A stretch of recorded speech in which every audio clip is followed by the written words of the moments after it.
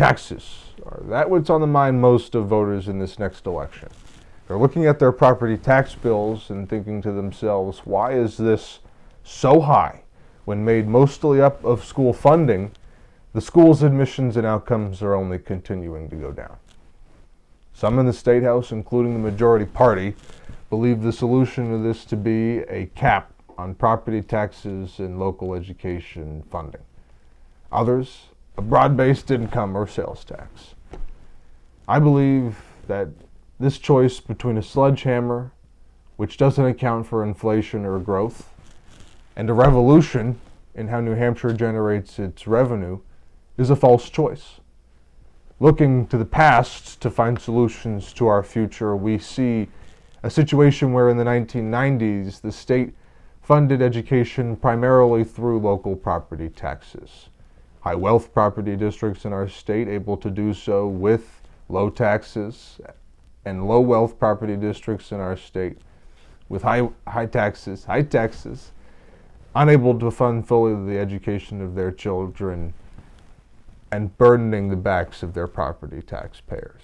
The New Hampshire Supreme Court in Claremont's 1 and 2, their decisions on this matter determined that the state was not meeting its obligations as outlined in Part 2, Article 83 of the state constitution, which says that we have an obligation to provide for and fund the education of our children, and that the taxes to do so weren't meeting the obligations of Part 2, Articles 5 and 6, which say that every state tax must be fair, proportional, and uniform in nature.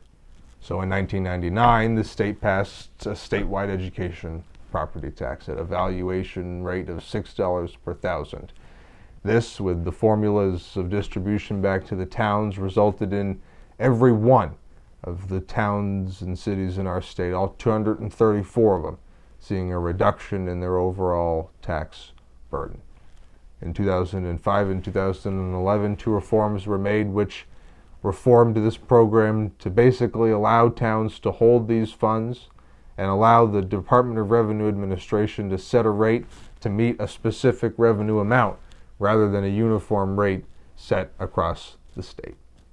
This destroyed the reforms made in 1999, which, had they been left alone, wouldn't have been leaving us in the situation where we are worse off than we were in the 1990s, subsidizing wealthy towns in their educations while leaving our poor property districts funding for themselves.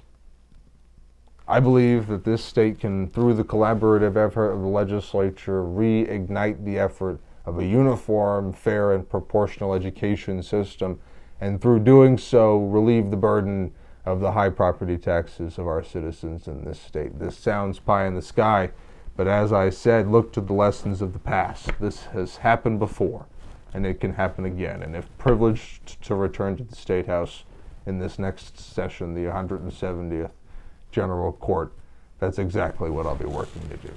Thank you.